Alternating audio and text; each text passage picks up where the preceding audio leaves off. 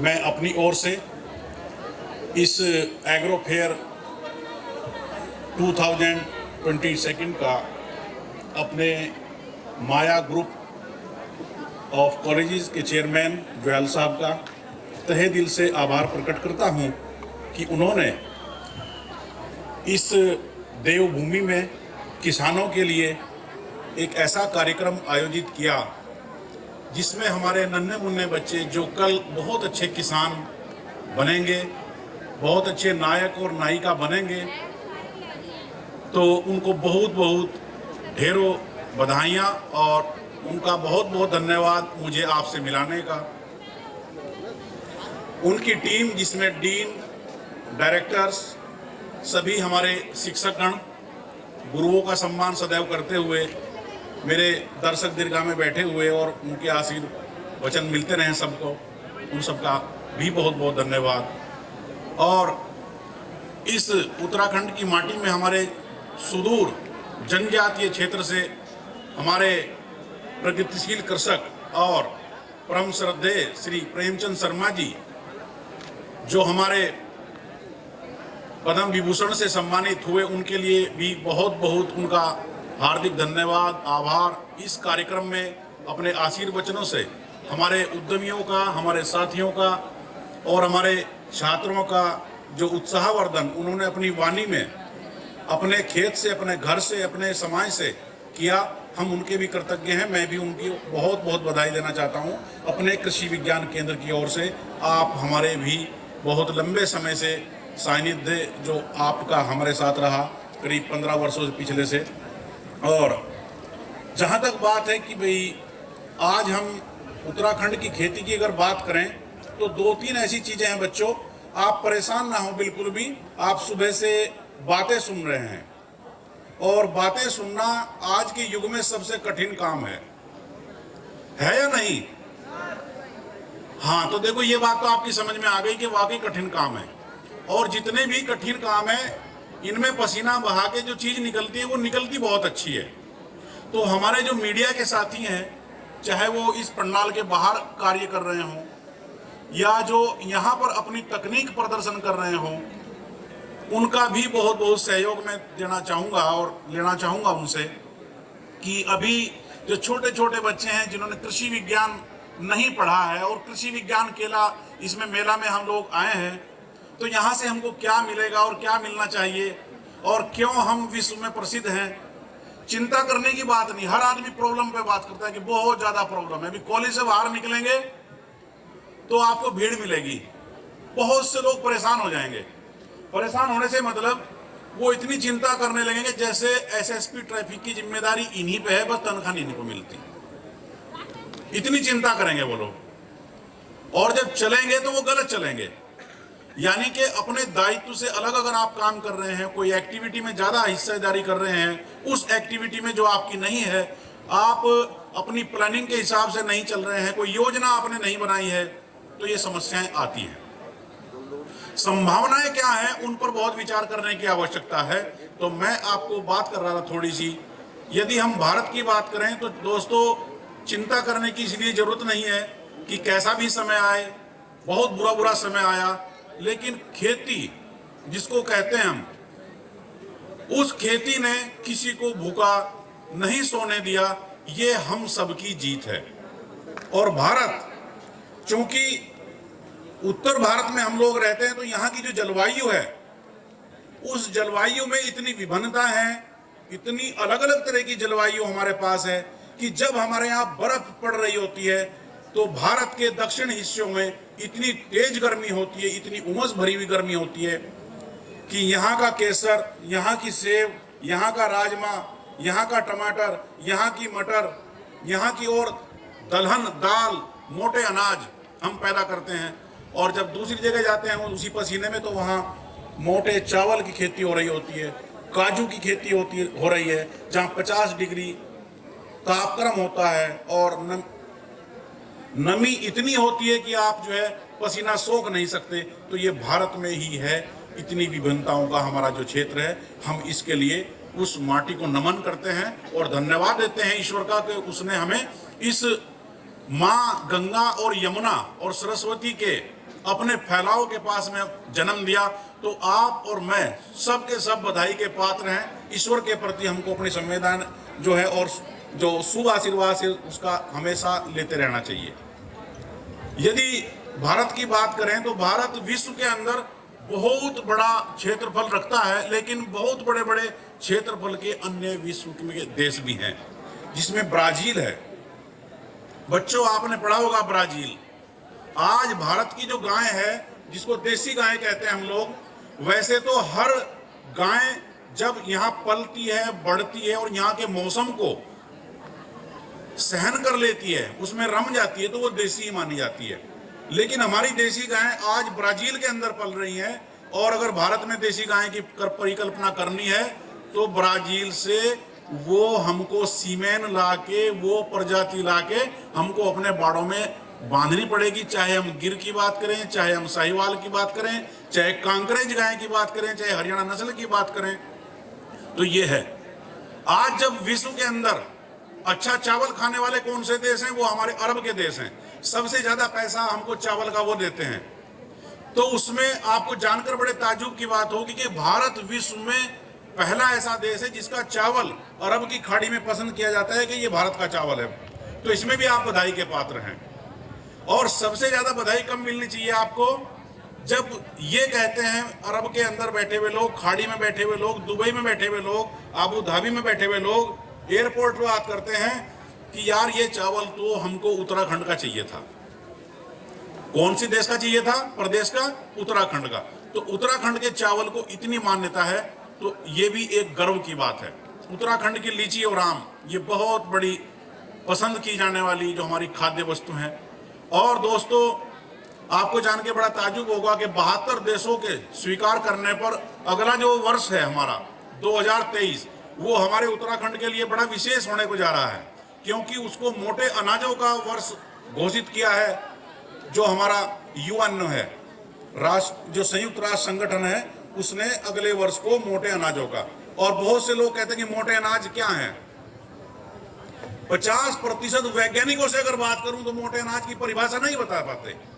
मोटे अनाज वही है जिनका छिलका मोटा है, जिनका जो छिलके के साथ साथ में जब आप पिसाई करते हैं, उसको तोड़ते हैं, मोटा भाग आ जाता है, ये मोटा अनाज है। और इसमें क्या है कि पोषक तत्वों की मात्रा हमारी जमीन के हिसाब से, हमारी भूमि के हिसाब से बहुत ज्यादा होती है, खनिज लवण की मात्रा, जबकि दूसरे अनाजों को बहुत ज्यादा कृषि निवेश की आवश्यकता पड़ती है। बहुत खाद चाहिए, बहुत पानी चाहिए, इनको नहीं चाहिए। तो आने वाला समय इन्हीं का है। खेती वही है जो आगे कम पानी की होगी, कम खेती की लागत चाहती होगी।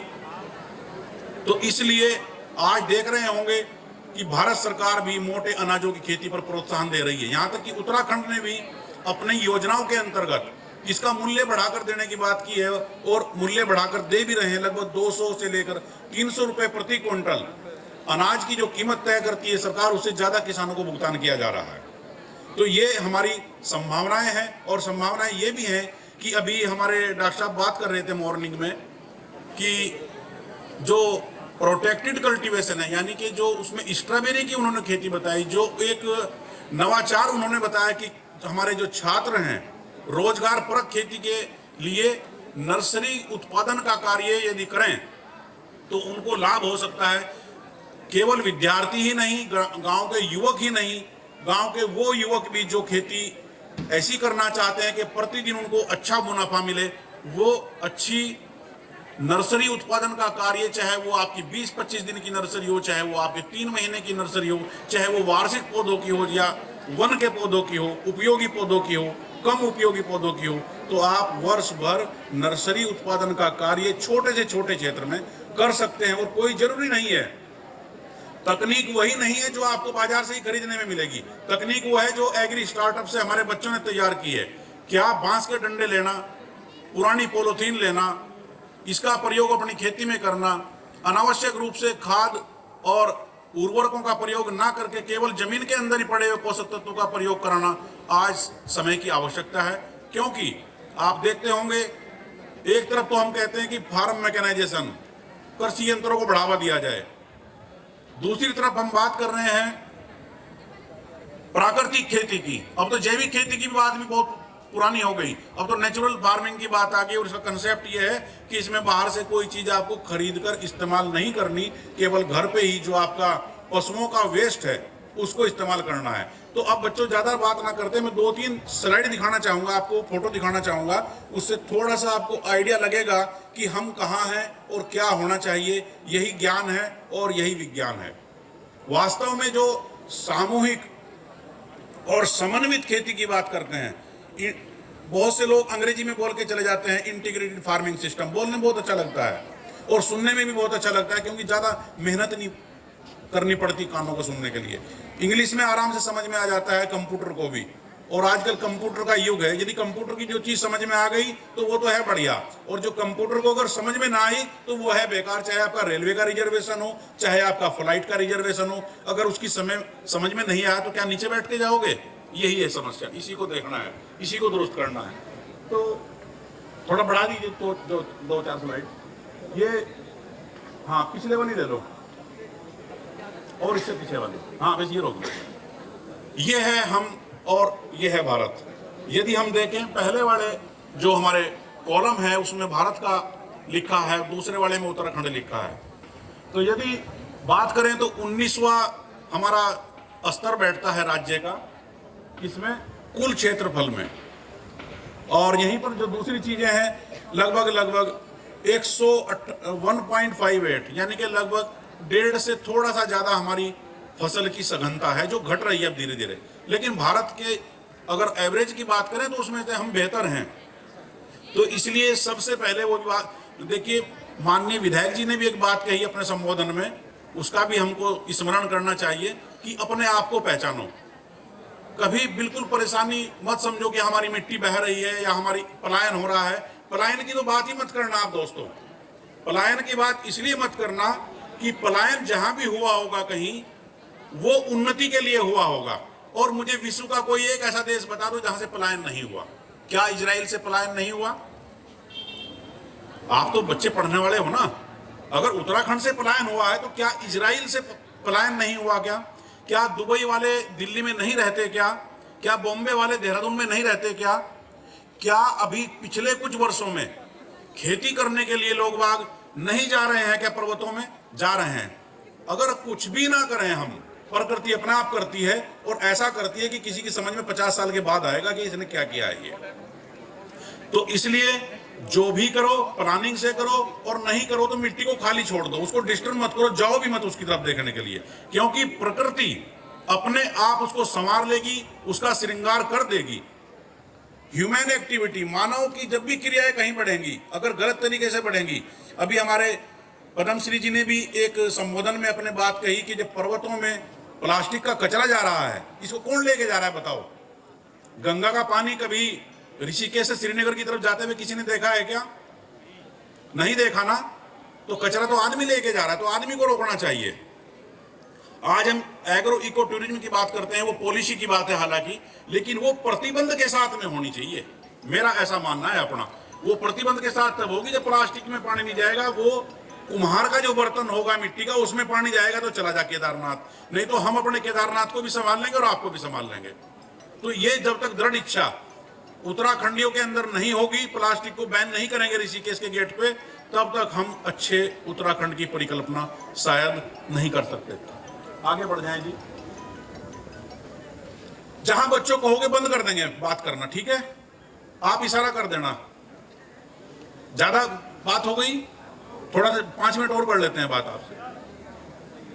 ये चुनौतियां हैं पूरी भारतीय कृषि की, इसमें कोई ज्यादा परेशान होने की जरूरत नहीं। कोई भी बच्चा खेती का काम नहीं करना चाहता, काम है भी बड़ा कठिन। गोबर में से बदबू आती है, इसलिए नहीं करते काम। छोटा है हमारा बाड़ा, वहीं हम रहते हैं, वहीं पशु रहते हैं। तो कोई पशु अगर खराब कर देता है तो कपड़े खराब हो जाते हैं, उसको धुलने में बड़ा समय लगता है, ऐसा मानते होंगे कुछ बच्चे। लेकिन अब समय आएगा, लोग कहेंगे कि इनके पास रहो तो बीमारियां भी दूर होंगी, क्योंकि आपकी एक्टिविटी का जो कैलेंडर है वो पशु बहुत अच्छा बना लेता है। तो कुत्ते के साथ ना घूम के गाय के बछड़े के साथ में अगर आप घूमेंगे तो आपको शायद अपने शरीर में कोई ऐसा पैरासाइट नहीं देखने को मिलेगा जो आपको परेशान करता है, जिसके लिए आप फेलबंडाजोल, एल्बेंडाजोल और फ्लूकोनाजोल खाते हैं। कुछ भी खाने की जरूरत नहीं पड़ेगी। बछड़ा आपको भगा के लाएगा तो आप जो है मट्ठा पियोगे बहुत ज़्यादा आके दोपहर में कहने यार बछड़े ने थका दिया, और कोई आपके ऊपर कृमि भी नहीं आएगा। तो ये समस्याएं थी, टेरेसिस हैं। एक छोटी सी बात, पूरा विज्ञान इसी के अंदर है। जब हम पहाड़ों में जाते हैं, जो गांव छोड़ चुके लोग बाग, तो वहां जो खेती के ढलान थे, जो खेत बनाए थे 50-60 सालों की मेहनत करके हमारे बुजुर्गों ने, उनका ढाल कैसे हो गया है? उनका ढाल हो गया है आउटवर्ड, यानी कि जिधर पर्वत है उधर की तरफ ऊंचा हो गया है, और जिधर खड्ड है उधर ज्यादा हो गया है। तो ऐसे में खेती तो नहीं होगी, खेती तो होगी ऐसे ढाल में। और ये कैसे होगा? गांव में जाएं, ऐसे बीज लेकर जाएं, जहां आपको लगे कि यहां वन बढ़ सकता है तो वन के बीज डाल दें। जहां आपको लगे कि यहां पर कोई नहीं आएगा, उस बंधे पे आप घास के पौधे रोपने, बरसात में 5 पौधे अगर रोपते हैं तो कितने बच्चे बैठे हैं? 100। अगर गांव में एक बार चले गए तो एक ही बार में एक जो है कम्युनिटी प्लांटेशन हो जाएगा। तो ये काम अपने एक व्रत के साथ में अपने साथ बांध लें कि हम कभी भी जंगल में जाएंगे तो बीज लेके जाएंगे घर से, या जो पक्की फलियां हैं घासों की। आपको एक चीज देखने को मिल रही होगी अभी, जब आप कहीं गांव के रास्ते से निकलते हैं तो लंबी फलियों वाली एक घास आपको मिलेगी, जो बहुत तिपतिया बोलते हैं उसको, 3 पत्ते, पतोड़ भी बोलते हैं उसको। वो दाल वाली फसल है, उसके बीज अब पक रहे हैं। उसने कांग्रेस घास को कम किया है, अपने आप नेचुरल कंट्रोल हो रहा है, क्योंकि आप लोगों ने पार्थेनियम घास को उखाड़ के कंपोस्ट नहीं बनाई है। मानव से समझदार कोई लिविंग थिंग्स इस जमीन के ऊपर तो पैदा है नहीं, पानी के अंदर अगर हो तो हो। जिसको ये पता है कि ये मेरा नुकसान कर रहा है, उसी को फलने फूलने दे रहे हैं। तो ये भी एक अपने आप में थोड़ा चिंता का विषय है, इसको करने की जरूरत है। चला दो जी आगे, अब ज्यादा समय मत लो भैया, इसको चला दो। हाँ, ये है जी, हम कितने किसान हैं? लगभग 8 लाख और जो है 80,000 किसान हैं पूरे हमारे उत्तराखंड में, जिनकी जमीन जो है 1 एकड़ है या 1 एकड़ से थोड़ी सी ज्यादा है। ऐसे ज्यादा किसान हैं। बाकी 2-4 हेक्टेयर वाले, 2 से 4 हेक्टेयर जिनके पास जमीन है, जो अच्छे ट्रैक्टर खरीद सकते हैं, जो ज्यादा पावर यूज कर सकते हैं, जो हॉलस्टीन फ्रीजन गाय को पाल सकते हैं, वो बहुत कम किसान हैं। तो इसलिए हमको हमारा फोकस होना चाहिए छोटी खेती पे। और जब छोटी खेती और छोटी होती चली जाती है तो वो कंक्रीट में तब्दील हो जाती है। लेकिन जब 2 हेक्टेयर से 1 हेक्टेयर से 1 एकड़ की तरफ सिमटती है, तो ये अनाज की फसलों को छोड़ के सब्जियों की और फूलों की तरफ बढ़ती है, मसालों की तरफ बढ़ती है। प्रतिदिन जो अधिक उत्पादन देने वाली या हाई वैल्यू क्रॉप है, जिनके ज्यादा मूल्य चुकाना पड़ता है, उनकी तरफ बढ़ती है। लेकिन जब ज्यादा ही आगे बढ़ जाती है, छोटी खेती हो जाती है, तब फिर आदमी सोचता है कि अब इसको बेच देता हूं, अब इसको कंक्रीट में बदल देता हूं। तो ये भी एक जो आपको सोचने और समझने की आवश्यकता है। जो आज 65 हार्स पावर ट्रैक्टर की बात कर रहे हैं, हमको तो 7.5 हार्स पावर जो है चाहिए खेती में काम करने के लिए। लेकिन बैल भी चाहिए और गाय भी चाहिए, और उसके कंपोस्ट का मैनेजमेंट भी चाहिए। आगे बढ़ाओ भाई, अब बंद करना है 2 मिनट में। ये हमारी आपके लोकल फोटो ही है, चलते रहें चलते रहें। 1 मिनट बस। ये है उत्तराखंड की समस्या। जैसे पलायन की समस्या की बात करते हैं, मिट्टी कहां गई? 20 फुट मिट्टी खत्म हो गई खेत में। और खेती किस चीज की कर रहे हैं? गेहूं की। अगर मिट्टी इतनी उठा ही ली थी तो इसमें चना की खेती करनी चाहिए थी, ताकि मिट्टी जो है ताकतवर हो जाए। तो यदि दाल वाली खेती ऐसी जमीन में करेंगे, पशु वहां पालेंगे, किसी चरवाहे को वहां रुकवाएंगे, तो खेती अच्छी होगी। ये सिद्धांत है। इसको हम अच्छी खेती बनाने के लिए अगर करें तो इसमें सुधार करने की आवश्यकता है। और ये फोटो आपके रास्ते का है, जो आपका ये धूलकोट पड़ता है, इसके पीछे आप जाएंगे ग्राफीरा की तरफ, तो वहां पर आपको ये फोटो देखने को मिलेगा। चलो नेक्स्ट, चलो जी, आप समय मत लो भाई। देखो, ये थी कुछ समस्याएं। मिट्टी की समस्या है, जो उर्वरता की समस्या है, काम कर नहीं करता, वर्क फोर्स की कमी है। तो क्या करेंगे इसके लिए? जो कमियां हैं उन्हीं को सुधारेंगे, यही स्कोप है। ठीक है ना? आगे बढ़ जाएं। चलो जी आगे, चलो जी। कुछ नहीं है तो सब लिखा हुआ है, इसको निपटने की जरूरत। बढ़ जाइए आप आगे, चलते रहो जी।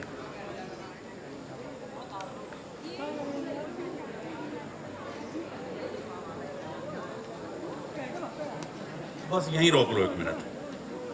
अभी किसी से भी पूछो आप, बड़े बड़े इंटेलिजेंट जो फार्मर हैं, जो कई कई लाख रुपया सीजन का कमाते हैं, देखिए सर्विस की बात और जो नॉलेज है उसकी बात, नॉलेज होनी चाहिए उस आदमी को जो एक खेत से 5 लाख रुपया, 4 लाख रुपया, 3 लाख रुपया कमा रहा है, जिसकी रोजी रोटी चल रही है। उससे पूछो कि आपके खेत की क्या आवश्यकता है, क्या इसमें आपको डालना है, कुछ नहीं पता। जो उनके ग्रैंडफादर को पता था वही उनको पता है, उससे आगे वो नहीं गए, कहीं से बैकअप नहीं लिया, जानना नहीं चाह रहे हैं खेती की भूख को। बस खेत का पता है कि खेत में 10 किलोग्राम डीएपी डालते हैं, 10 किलोग्राम एनपीके डालते हैं, या जब दूसरी जगह जाते हैं जहां पर लोग बाग रसायनों का प्रयोग नहीं करते, कहने लगे जी बस 2 टोकरी गोबरी खाद डालते हैं। 2 टोकरी गोबर आया कहां से? उसी जानवर से ना जो आपने वहां पाल रखा है, उसी जानवर से ना जिसने आप ही के खेत का चारा खाया है। यदि उस खेत के अंदर पोटास नहीं है, जिंक नहीं है, सल्फर नहीं है, वो चारा आप खिला रहे हैं उसको, तो उसके जो वेस्ट है, उसका जो गोबर है, उसका जो पदार्थ है, जो भी हमारा जिसको हम उपयोग करते हैं, उसमें भी उस पोषक तत्व की कमी होगी। तो ये पूरे सिस्टम के अंदर पोषक तत्वों की जो कमी हो जाती है। आज आप देख रहे होंगे बहुत से जानवर गाभिन नहीं होते, रिपीट ब्रीडिंग होती है, ये भी प्रॉब्लम है। बच्चे जवान नहीं होते या समय से पहले जवान हो जाते हैं या कमजोर रह जाते हैं, खून की कमी है। क्यों है? क्योंकि आयरन जो है सोर्स, सल्फर जो है वो आपकी मिट्टी में नहीं रहा। जिंक, आप नाराज होते हैं, गुस्सा करते हैं 1 मिनट से, किसी को चांटा मार देते हैं, फिर बाद में सॉरी फील करते हैं, उसी सेम टाइम वहीं का वहीं। ये क्या है? ये पोषक तत्वों की कमी का लक्षण है और एक बहुत बड़े रोग को आपके मस्तिष्क में पनपने देता है, जिसके लिए आप ऐसे बीमार हो जाते हैं कि कोई भी हॉस्पिटल आपको ठीक नहीं करता। इसी के लिए भारत सरकार ने आज बायो फोर्टिफाइड वैरायटी का चलन बताया है और कहा है कि अच्छे भोजन खाओ। जैसे गेहूं की बात करते हैं, PBW1 जिंक जो वैरायटी है गेहूं की, उसमें 43 से 46% जो है आपका ppm जो है वो जिंक है, जबकि जो नॉर्मल वैरायटी है उसमें 12, 13, 14%। तो ऐसी वैरायटियों का भी आज चलन शुरू हो गया है। ये उर्वरक हैं जिनको इस्तेमाल करना चाहिए। आजकल तो पानी में घुलने वाले उर्वरक, मिट्टी खराब ना हो, पानी खराब ना हो, नाइट्रेट का लेवल यूरिया की वजह से बहुत खराब हुआ, तो हमारे बच्चे अच्छे रहें, अच्छा स्वास्थ्य रहे उनका, मिट्टी हमारी बिल्कुल अच्छी बनी रहे, तो केवल उन्हीं पोषक तत्वों की आवश्यकता को देखते हुए आप पानी में घोल के छिड़काव कर सकते हैं। यहाँ तक कि नैनो फर्टिलाइजर, आपने इतिहास का सब सुना हुआ, हालांकि ये मंच नहीं है उसकी बात करने का। सुल्तान की उसकी जो अपना मैसूर के जो वो हुए हैं टीपू सुल्तान, उनकी तलवार आपने जरूर कहीं ना कहीं पढ़ी होगी। और महाराणा प्रताप जी का जो भाला है वो आपने सुना होगा। बच्चों सुना है नहीं सुना? अगर सुना है तो हाथ उठाओ, पहले हाथ उठाओ। थक गए आप?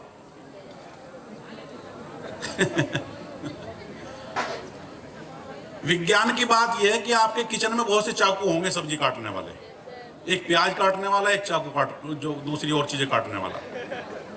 हर एक घर में किसी एक चाकू की विशेष डिमांड रहती है, नहीं यार वो चाकू कहाँ गया जिससे कल आलू काटे थे। इसका मतलब जिस टूल को आप इस्तेमाल कर रहे हैं वो बेहतर है, वो कटाई करने में बेहतर है दूसरे से। क्यों बेहतर है? Quality of material. तो आज जो क्वालिटी ऑफ मटेरियल की अगर बात करें तो नैनो पार्टिकल का मतलब यह है कि 1 सेंटीमीटर का 1 अरबवां हिस्सा अब कितना होगा, इतने बारीक में तोड़ दिया है आपके यूरिया खाद को, फास्फोरस को, पोटास को। पत्तियां आसानी से सहन कर लेंगी, मात्रा की कम आवश्यकता पड़ेगी। जब मात्रा की कम आवश्यकता पड़ेगी तो पैसा भी कम जाएगा, समय भी कम लगेगा और काम ज्यादा होगा। इफिशियंसी बढ़ानी है, चाहे पानी की इफिशियंसी बढ़ाएं, चाहे उर्वरक की बढ़ाएं, चाहे आप जो काम कर रहे हैं उसकी इफिशियंसी बढ़ाएं। तो इसलिए फसल बुआई के लिए, कटाई के लिए अच्छे यंत्र, अच्छे बायोपेस्टिसाइड आप इस्तेमाल करेंगे तो इनका इस्तेमाल करते हुए हम अपनी लागत जो लगा रहे हैं उसका ज्यादा मुनाफा रिटर्न ले सकते हैं। ये भी नहीं बताते बच्चों को, भाई विज्ञान नहीं पढ़ाना, आगे बढ़ा दो, चलते रहो, ये चलते रहो, चलते रहो। बस ये रहो, पिछले वाली स्लाइड, पीछे पीछे पीछे। बस जो हमारे इंजीनियर साथी हैं, जो आने वाला भविष्य है, वो ये है कि जहां पर खेती की जा सकती हो वहां तो आप खेती करें फसल की। जहां पर आप बाग लगाना चाहते हैं वहां केवल बाग लगाएं। तो ये एक लेजर लैंड लेवल टेक्निक है, इसको यूज करने से आप एक चौथाई हिस्सा अपनी लागत का पानी में बचा सकते हैं, एक चौथाई हिस्सा आप उर्वरकों का बचा सकते हैं, यहां तक कि बीज की मात्रा भी आप कम प्रयोग करके उतना ही उत्पादन ले सकते हैं जितना आज पूरी लागत इस्तेमाल करके प्राप्त कर रहे हैं। तो ये टेक्नोलॉजी लेजर लैंड लेवलिंग जब आप करा लेते हैं तो इससे हमारी क्रॉप में जो है गिरने की समस्या भी कम हो जाती है। इसको हर स्तर पर अपनाने जाने की आवश्यकता है, चाहे पर्वतीय क्षेत्र हो वहां पर कम एरिया लेंगे, प्लेन्स के एरिया में हम ज्यादा लेंगे। चलो जी आगे। ये वो है जो बिना जुताई के गेहूं बोए जाते हैं, हमारा तराई में इस काम को कर सकते हैं। और आगे चलें जी। ये हमारे कृषि यंत्र हैं, आज इनका प्रयोग भरपूर मात्रा में हो रहा है। जब हम 2004 में देहरादून देखा तो देहरादून में केवल 4 या 5 सीड ड्रिल थी गेहूं बुआई के लिए, और वो भी फंक्शन में नहीं थी। जब फंक्शन में आने लायक हुई तो 2008 में 1-2 मशीन हम लोग लाए, उसका डेमोन्स्ट्रेशन कराया तो लोगों ने उसको स्वीकार नहीं किया क्योंकि चकबंदी नहीं है यहाँ पर। उसके बाद में आज जो प्रयास हुआ सामूहिक, इसी तरह के जो आज आप लोगों ने ये किसान मेला किया, इसी तरह के किसान मेले आयोजित किए गए और बड़ी बड़ी मशीनों का प्रचार प्रसार किया गया, तो आज 184 सीड ड्रिल जो है ऑपरेशन में है। चलो जी आगे चलो, चलो जी, ये सब देखने चलते रहो बस। पीछे पीछे पीछे, बस यहीं रोक दो। बच्चों एक फेलरिस माइनर वीड पढ़ा होगा आपने, फेलरिस माइनर। तो बेटा वो तो है ही है प्रॉब्लमेटिक वीड्स। आज के टाइम में रबी सीजन में चाहे आपका चना हो, बरसीम हो, सरसों हो, गेहूं हो, गन्ना हो, जो भी फसल आपके फील्ड में होगी, ये जो खरपतवार है पोवा एनुआ, ये ग्रासी वीड है और ये सबसे ज्यादा प्रॉब्लमेटिक है इस वक्त। तो इसको पहचान के आप इसको नष्ट कर सकते हैं। दवाई वही है जो आप फेलरिस माइनर के लिए यूज करते हैं। चलो जी नेक्स्ट, चलते रहो बस, अब बंद किया जाए। ये जौ की फसल थी और ये हमारे प्रेमचंद शर्मा जी का जो क्षेत्र है, माननीय पद्मश्री जी का, ये तो त्यूनी क्षेत्र है हमारा जो हिमाचल की तरफ लगता है। और ये जो फोटो था, ये फोटो था जी हमारा जो चक्राता से पुरोड़ी रास्ता गया है उस खेत का, और कुछ खेत नीचे भी थे। ये हमारी कुछ प्रॉब्लम्स थी, मैंने बाद में दिखाई। आगे रास्ते टूट जाते हैं तो किसानों को खेत पे जाके आप बात करें कभी तो उनकी कुछ माइंड सेट अलग होगा, जब मंच पर बैठ के बात करें तो माइंड सेट अलग होगा। तो जो जैसी प्रॉब्लम उसका इलाज उसके खेत पे जाके। चलो जी, केवल फोटो से समझ लेना कहाँ पानी भरा है, कुछ नहीं, चलते रहो।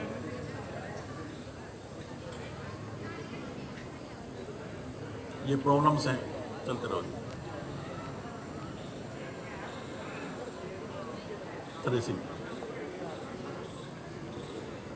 ये 3 फोटो हैं हमारे जो पद्मश्री जी हैं, उनका भी इसमें सक्सेस स्टोरी है। एक हमारे देव प्रकाश बहुगुणा जी हैं, उनकी भी सक्सेस स्टोरी है। एक हमारे दीपक उपाध्याय जी हैं। 3 रोल मॉडल हमने लिए थे इसमें आपको बताने के लिए कि टेक्नोलॉजी यदि आप अपनाएं अपने घर के स्तर पर, अपने खेत के स्तर पर, तो अच्छी खेती आप भी कर सकते हैं, भले ही आपके पास चाहे संसाधनों की कमी ही क्यों ना हो। क्योंकि वो बच्चा कभी भी बहुत अच्छा इंजीनियर, बहुत अच्छा डॉक्टर नहीं बन पाता जो बचपन से ही टेबल लैंप, ये लैंप, वो लैंप, और एकदम से बिल्कुल स्केल और टेबल टॉप भी उसका तैयार रखा, न्यू बुक्स विद बाइंडिंग्स ना, ये कोई मायने नहीं है। मायने ये है कि बहुत से ऐसे बच्चे भी साइंटिस्ट और डॉक्टर बहुत अच्छे बने हैं और जिन्होंने विदेशों में अपनी धाक जमाई है, जो मिट्टी के तेल की डबिया से पड़े, जिनके नाक और बाल भी जो है काले हो जाते थे रात को, ठीक है, रजाई नसीब नहीं होती थी, पुआल पे सोते थे। तो ऐसा नहीं है, साधन होने से ही सब कुछ नहीं होता, जज्बा होना चाहिए। चलिए जी, धन्यवाद की तरफ ले चलिए। लास्ट वाली फोटो दिखा दो जरा। ये देख रहे हैं नीचे क्या है? UK07 796। कोई भी RTO से नंबर लेके दे दो इसका। इसको बोलते हैं जुगाड़, ठीक है। खेती में कितनी ही टेक्नोलॉजी क्यों ना आ जाए, लेकिन जब आप खेत में फावड़ा लेके खड़े होंगे, पता लगेगा कि काम करते वक्त वो फावड़ा ही ढीला हो गया, वो गेंती ढीली होगी जो बच्चे प्रस्तुति दे रहे थे। तब आपको वहां गांव के लुहार के पास नहीं जाना, तब आपको लुहार बनना है उस वक्त। वो पत्थर या कील ठोकनी है जो खेत में पड़ी हो आसपास कहीं। तो इसलिए खेत में कहीं कील अगर मोटी पड़ी हो, उसको उठा के कहीं पेड़ की डाली पे रख दो, इस जगह जहां से गिर ना सके, अगले दिन काम आएगी। तो इस तरह से यदि हम प्रबंध करेंगे तो हम अच्छे किसान कहला सकते हैं। जय जवान, जय किसान और जय माया कॉलेज, जिन्होंने आपसे मिलने का एक अवसर प्रदान किया। समय ज़्यादा लिया होगा तो उसके लिए क्षमा भी जरूर चाहूँगा, और बच्चों फिर मिलते रहें कभी। तो बहुत बहुत धन्यवाद, रियली लॉट ऑफ थैंक्स।